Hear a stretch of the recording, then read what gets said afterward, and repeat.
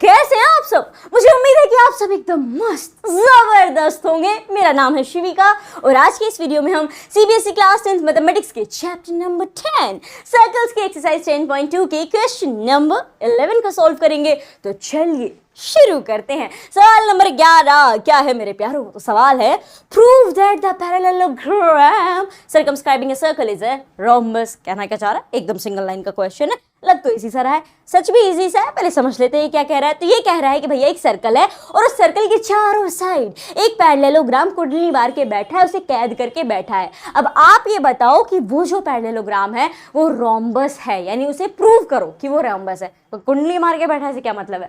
उससे मतलब है सर्कमस्क्राइबिंग। यानी सर्कमस्क्राइबिंग का मतलब क्या होता है? सर्कल है, उसके चारों साइड में फिगर ड्रॉ कर दिया गया, यानी उसके एक फिगर के अंदर बंद कर दिया गया है। उसका जो सर्कमफेरेंस है उस पे वो फिगर की लाइन से जो टच हो रही है, that is called circumscribing a circle. अंदर सर्कल होगा, बाहर फिगर होगा। अब देखो आप क्या कर रहे हैं, हम प्रूव करो। हाँ बात तो सही है, प्रूव करो। लेकिन ये जो पूरा का पूरा सवाल है इसको हम फिगर पे उतार लेते हैं। तो ये कह रहा है कि एक सर्कल है जो कि सर्कमस्क्राइब हो रहा है किससे? पैरेललोग्राम से। तो पहले तो मैं एक पैरेललोग्राम ही बना लेती हूँ। आप भी मेरे साथ साथ यहाँ पे एक पैरेललोग्राम बना लो नोटबुक में। ये अपना बन गया पैरेललोग्राम। अब इसके अंदर सर्कल है तो जनाब सर्कल भी बना लेंगे कुछ इस हिसाब से कि सर्कल के सर्कमफेरेंस पे इसकी जो लाइंस हैं वो टच हों। तो यहाँ पे इसे टच करवाएंगे, ये यहाँ हो गई। इसको थोड़ा इधर लिया जाए, अरे अरे आजा आजा, हाँ आ गया, ये हो गया। अब कहोगे छुटकू हो गया ज़्यादा, बात तो सही है, छुटकू हो गया। नीचे की साइड भी टच करवाएंगे। अब इधर से इसे थोड़ा इधर ले लेंगे और इधर से अब इसे थोड़ा इधर ले लेंगे और या हाँ बैठ गया मामला यहाँ पे अपना फिक्स। यहाँ पे एक बार टच हो गया है, यहाँ टच हो गया, यहाँ टच हो गया और यहाँ टच हो गया। बन गया मेरा सर्कल, कैद हो गया पैरेललोग्राम के अंदर। अब मुझे बताना है कि ये जो भजना पैरेललोग्राम है, यहाँ से ये जो येलो लाइन नजर आ रही है ये एक रोम्बस है। ये मुझे प्रूव करना है। कैसे प्रूव करेंगे, क्या प्रूव करेंगे? तो देखो सबसे पहले तो आप ये काम कर लो कि इसको थोड़े बहुत नाम दे दो। ठीक है, नाम दे देते हैं। So let's say this is our centre O का ये चीज जनाब सेंटर ओ हो गया। और इसे भी नाम दे देते हैं कि ये अपनी ए से लेके बी है, ये बी से लेके सी है और ये सी से लेके डी है। नामकरण इनका कर दिया गया है। अब आगे का पतरा देखते हैं हम। सो माय डियर फ्रेंड्स, सबसे पहले जो भी आपने नामकरण किया है उसी को लिखेंगे। फिर मैं आपको धीरे धीरे बताती हूँ ना कैसे आपको ये सोल्व करना है, क्या सॉल्यूशन में लिखना है, क्या प्रूव में लिखना है। और एक जरूरी सवाल हो रहा है इसके अंदर लास्ट में, जब ये जिस तरीके से प्रूव होके आएगा, किस तरीके से प्रूव होके आएगा, चलो हिंट दे देते हैं। हमें इनकी चारों साइड आपस में इक्वल प्रूव कर देंगे। रोम्बस की चारों साइड आपस में इक्वल होती हैं तो अपोजिट साइड्स इक्वल हो गई, एडजेसेंट साइड्स आपस में इक्वल हो जाएंगी। सो ये एक रोम्बस होगा। यहीं पे आपके दिमाग की घंटी बजती है और सवाल आता है कि ऐसा तो स्क्वायर भी होता है, तो फिर हम यहाँ पे ऐसा क्यों लिखे भैया? रोम्बस है, ये स्क्वायर भी तो हो सकता है। तो अगर ये स्क्वायर है तो फिर रोम्बस के आगे क्या करना पड़ेगा? क्या क्या हो सकता है? क्या हम वहीं पे छोड़ दें इसे इक्वल प्रूव करके, या इसके स्क्वायर की वाली जो चीज है उसको भी वहां पे प्रूव करना पड़ेगा? ये सारी चीजें लास्ट में जो सोल्यूशन में लिख दूंगी ना कि भाई ये है, जब ये आपका सवाल अराइज होगा तब देखेंगे। तो वीडियो को एंड तक जरूर देखिएगा। और एक और जरूरी चीज, इसमें एक और कई बच्चों का आया था कि ना हमें तो ऐसे लिख दिया कोई दिक्कत नहीं है, लेकिन कईयों के नंबर कट गए थे कि जिन्होंने इस हिसाब से लिखा था। तो अगर जिनका ऐसा डाउट है कि भाई हमारे तो टीचर ने नंबर काट दिए, तो उसके लिए आप क्या लिखोगे कंक्लूजन, वो भी हम लास्ट में देखेंगे। फिलहाल यहाँ पे आ जाए, यहाँ पे गिवन लिख लें आप। चलो सो यहाँ पे गिवन में हम लिखेंगे कि गिवन इक्वल्स टू में आ जाएगा कि ABCD जनाब हमारा एक पैरेललोग्राम है। क्या है? पैरेललो। ABCD is a parallelogram. ठीक है, ये अपना पैरेललोग्राम है जिसका सर्कल क्या है? Circumscribing a circle, circumscribing. अगर आप ये सब्सक्राइब पढ़ पा रहे हो तो कोई दिक्कत नहीं है, सब्सक्राइब हो गया, सर्कम सब्सक्राइब। हाँ तो आप भी सब्सक्राइब कर दो चैनल को। सो देखो is a parallelogram subscribing a circle with अपना सेंटर क्या है? सेंटर का नाम क्या लिखा है अपन ने? ओ लिखा है। ठीक है, सो ये हो गया अपना सेंटर। और ये हमने गिवन में लिख दिया। प्रूव क्या करना है? प्रूव जनाब मुझे ये करना है टू प्रूव, लिखते जाएं हमारे साथ साथ, that ABCD is a what, बताओ क्या प्रूव करना है? ABCD क्या है, क्या प्रूव करना है आपको? तो 2023 के सेमीफाइनल के बाद रोहित शर्मा हिटमैन सब हिंदुस्तानियों के दिलों में गए हैं बस। रोहित शर्मा द हिटमैन सारे हिंदुस्तानियों के दिलों में गए हैं बस। हमें प्रूव करना है ABCD इज अ रोम्बस। ठीक है, ये अपने को प्रूव करना होगा। अब बात आती है कि कैसे करेंगे, क्या करेंगे, इसकी इक्वल साइड्स लाएंगे कैसे कि भाई चारों साइड आपस में इक्वल हो जाए। तो मेरे प्यारों प्रूफ लिखना शुरू करो फटाफट फटाफट। बोले प्रूफ लिखना शुरू करें? जी जनाब। सबसे पहले प्रूफ में आप ये लिखो कि AB इक्वल होगी CD के और साथ ही साथ BC इक्वल होगी AD के। अब आपके दिमाग की फिर घंटे बजेगी कि बस लिखने को कह दिया, लिख भी दिया चलो हमने, but why AB equal to CD क्यों होगी और BC इक्वल टू AD क्यों होगी? हमें तो सवाल में कहा ही नहीं गया है, सीधे सीधे नहीं कहा गया है, घुमा के कहा गया है। कैसे भैया? पैरेललोग्राम बताया है ना, और ये प्रॉपर्टी हमें पता है कि भाई जो पैरेललोग्राम है उसकी अपोजिट साइड आपस में इक्वल होती है, अगल बगल की हो ना हो उसकी एक अलग प्रॉपर्टी है, बट एक प्रॉपर्टी के मुताबिक कि भाई AB और DC, AB की अपोजिट कौन सी है? CD है, तो ये आपस में इक्वल होंगी, ऐसा पैरेललोग्राम में होता है। सिमिलरली BC के अपोजिट AD है, तो ये आपस में इक्वल होंगी, तो इसीलिए मैंने यहाँ पे ये लिखा है। अब सिर्फ इतना लिख के नहीं छोड़ना है, जैसे आपके सवाल में दिमाग में सवाल आया कि ऐसा क्यों किया, सिमिलरली जब आंसर लिखोगे तो टीचर को तो पता है, अच्छा इसलिए, लेकिन वो तो आपको चेक करना है कि आपको पता है या नहीं, तो आपको यहाँ पे भी रीजन लिखना पड़ेगा कि जनाब AB इक्वल टू CD और BC इक्वल टू AD होगा। Why? Because opposite side of parallelogram, ठीक है, इसको पूरा लिख दीजिएगा, पैरेललोग्राम आर क्या हैं? इक्वल हैं। ठीक है, ये हमने मेंशन कर दिया। अब आप कहोगे ओके कर दिया, आगे क्या किया जाए? ये हमने किया क्यों है? इसका ना बहुत इंपॉर्टेंट रोल है, इसी चीज से आपका फाइनल आंसर आने वाला है, बस बीच में थोड़ा और काम करना है। अब आप कहोगे क्या काम करना है? सो मेरे प्यारो सवाल नंबर 8 देख के आए हो इसी एक्सरसाइज का? जी जनाब। 10.2 का क्वेश्चन नंबर 8 देखा है या नहीं देखा है? वो क्या है ना, हम 10 पे आ गए। अगर डायरेक्ट यहाँ पे 11 वाले पे आ गए हो कोई दिक्कत नहीं, यहाँ पे देख लेंगे, लेकिन अगर आपने सवाल नंबर 8 का सॉल्यूशन देखा है तो ये आपके लिए बहुत आसान हो जाएगा, फटाफट चुटकियों में समझ जाओगे। नहीं देखा है तो फिर मैं हूं ना, समझाते हैं यहाँ पे कैसा होगा, लेकिन इस कॉन्सेप्ट को ध्यान से समझना। इस तरीके के सवाल एग्जाम में आ सकते हैं, मैंने उस सवाल में भी बताया था यही बात और यहाँ पे भी बता रही हूँ। सो देखो क्या करना है, यहाँ पे आपको एक थ्योरम याद करनी है। थ्योरम आपको अच्छे से याद है, एक्सप्लेनेशन वीडियो में हमने देखी थी।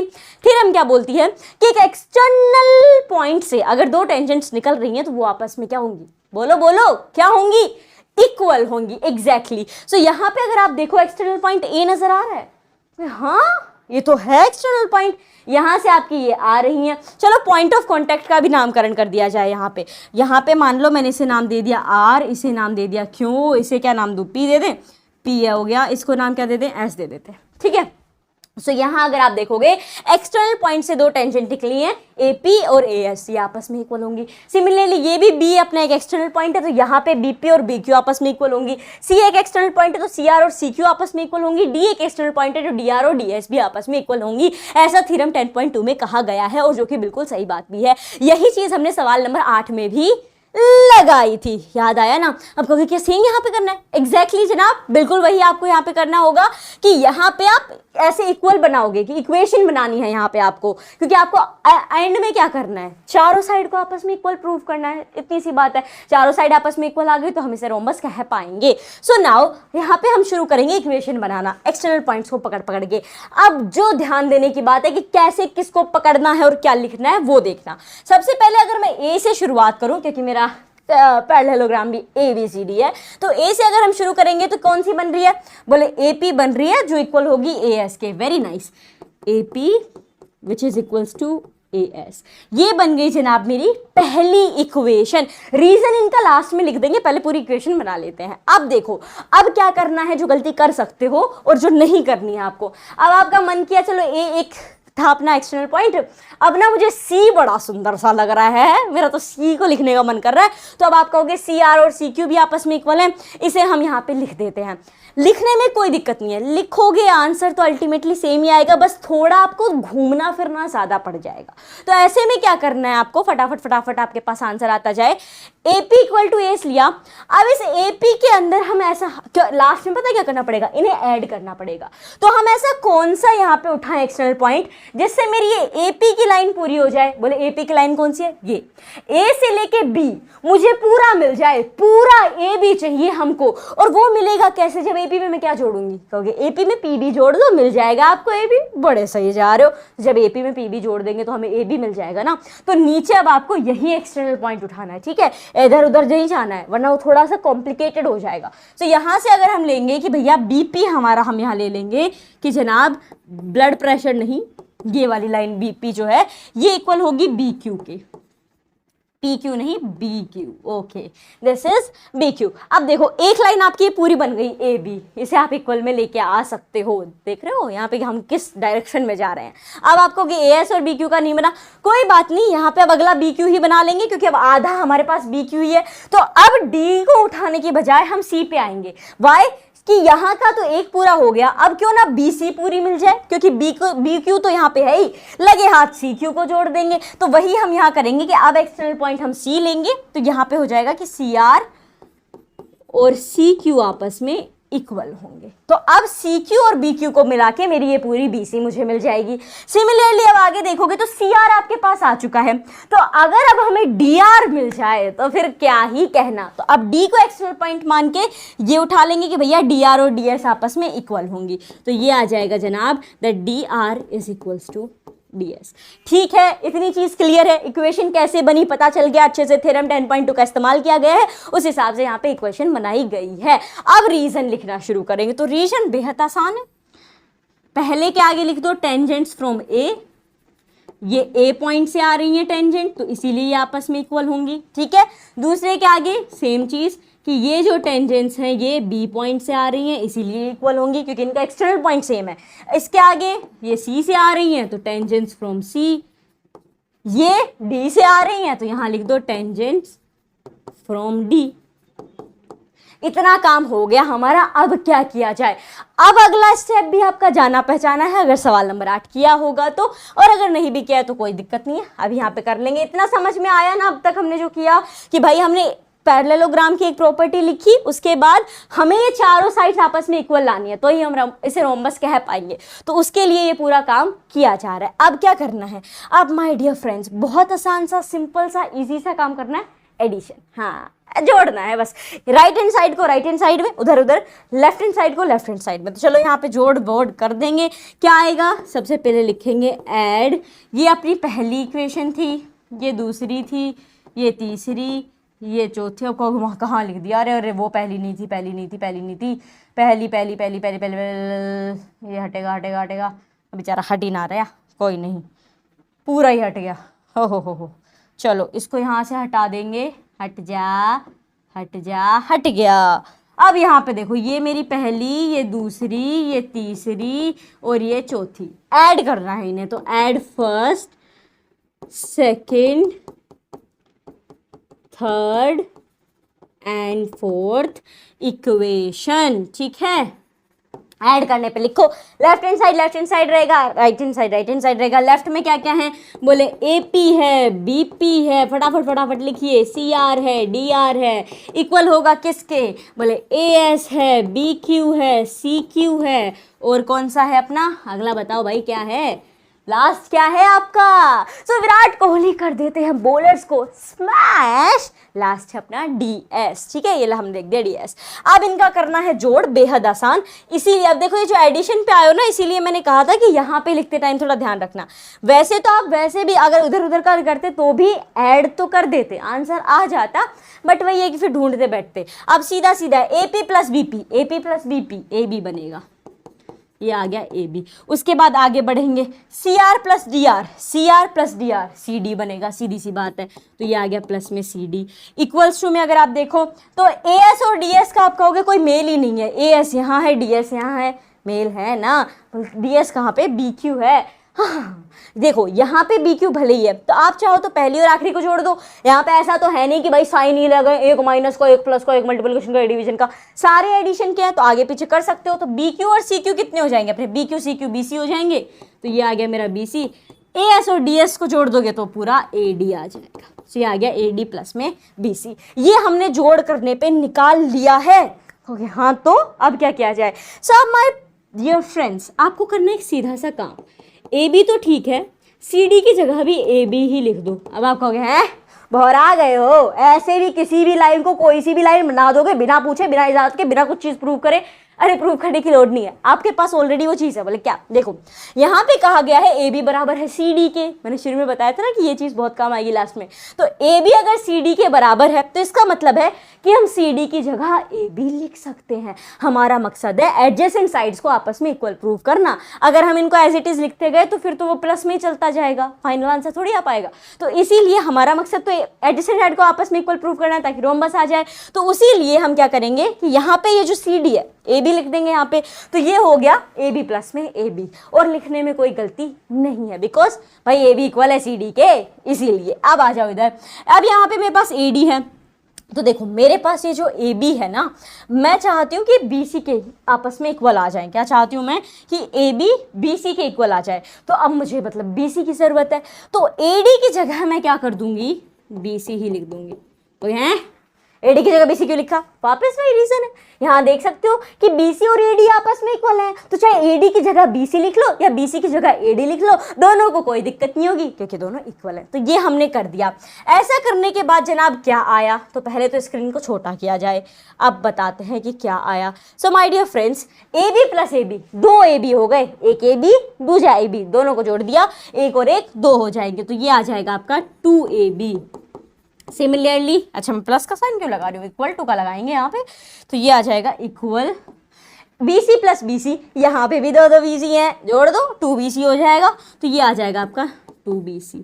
अब क्योंकि मल्टीप्लिकेशन में है 2 जनाब, हाँ मल्टीप्लिकेशन में है, और अब आपको अच्छे से पता है कि क्या करना है, 2 से 2 काट देना है। क्या बच गया आपके पास जनाब, A B equals to B C बच गया हमारे पास। यही चीज अब आपको आंसर की तरफ ले जा रही है। बोले कैसे, आंसर आ चुका है जी, बिल्कुल आ चुका है। बस एक सीधी सी सिंगल सी इक्वल टू की एक लाइन लिखनी बाकी है, और वो आपको समझने के बाद लिखनी पड़ेगी। क्या, ए बी अगर बी सी के बराबर है, जी बिल्कुल ए बी बी सी के बराबर है। चलो मैं यहाँ लिख रही हूँ कि ए बी मेरा जो है वो बी सी के बराबर है, ये आपने अभी प्रूव किया है। बी सी किसके बराबर है, बोले बी सी तो ए डी के बराबर है। इसका मतलब हम ये कह सकते हैं कि अगर बी सी ए डी के बराबर है तो ए बी भी ए डी के बराबर होगा, बिल्कुल। और उसी तरीके से अगर आप देखो तो बी सी ए बी के बराबर है, तो ए बी के बराबर में सी डी है, तो बी सी सी डी के भी बराबर में होगा। बात समझ आ रही है? देखो वापस से समझा रही हूँ, दोबारा देखो, मेरी ये लाइन जो है वो इस लाइन के बराबर है, और इसके हिसाब से पैरेललोग्राम के जो ऊपर हमने लिखी थी कि अपोजिट साइड आपस में इक्वल होती हैं, तो मेरा ये जो ए बी है वो सी डी कहाँ गया, इसके इक्वल है।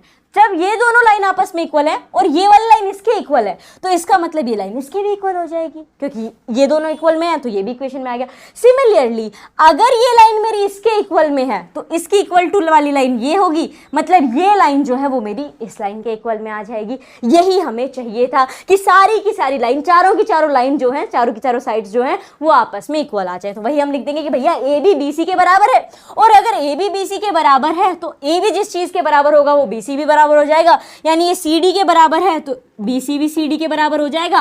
अब चूंकि बी सी ए डी के बराबर है तो ए बी भी ए डी के बराबर हो जाएगा, तो ये आ जाएगा ए डी। और इस तरीके से चारों की चारों साइड जो हैं क्या हो गई हैं, आपस में इक्वल प्रूव हो गई हैं। अब अगर चारों की चारों साइड आपस में इक्वल हैं, यानी कि ये एक रोम्बस है, तो यहां हम लिख देंगे hence proved it is a rhombus.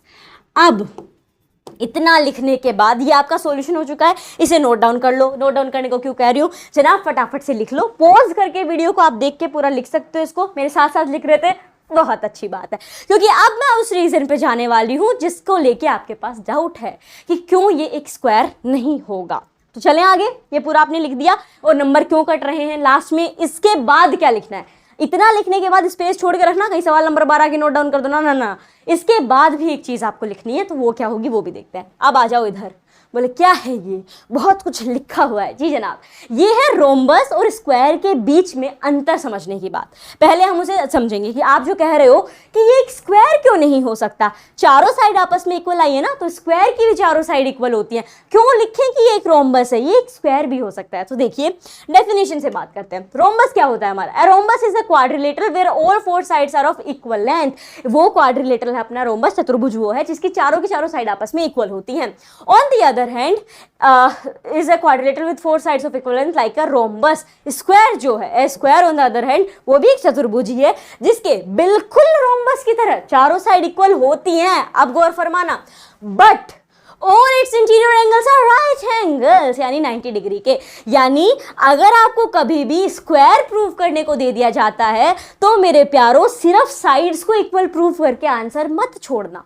Square prove करने को कहा जाएगा तो स्क्वायर के लिए उसके जो चारे के चारों एंगल हैं वो भी 90 डिग्री के होंगे। सारे 90 राइट एंगल ट्राइंगल होते हैं तो सारे के सारे 90 डिग्री का कोण बनाएंगे। ये आपको प्रूफ करना होता है जब स्क्वायर की बात पूछी गई हो। आ रही है बात समझ में? और रोम्बस में चार साइड इक्वल आपने प्रूव कर दी तो कोई लोड नहीं है ये कहने की कि भाई अब ये स्क्वायर भी हो सकता है, नो दिक्कत, चलेगा, वो रोम्बस है। बट स्क्वायर पूछा गया होगा तो फिर तो एंगल प्रूफ करना बेहद जरूरी है। आगे देख लो, डायगोनल्स की अगर हम बात कर लें, ये बेसिक सी चीज है। If the diagonal of rhombus are perpendicular bisector of each other but they are not necessarily of equal length. यानी मान लो कि ये आपका रोम्बस है तो इसके ये डायगोनल्स हो गए, यहाँ पे ये 90 डिग्री का परपेंडिकुलर तो हो रहे हैं बट जरूरी नहीं है कि इसकी और इसकी लेंथ जो है वो आपस में इक्वल हो, नो, चलेगा, लंबे छोटे भी हो सकते हैं, बस यहाँ पे परपेंडिकुलर फॉर्म होगा। बट उसी जगह पे अगर आप स्क्वायर को देखोगे तो मेरे दोस्तों यहाँ पे जो उनके डायगोनल्स होंगे उनकी लेंथ भी बराबर इक्वल होनी चाहिए। आगे बढ़े,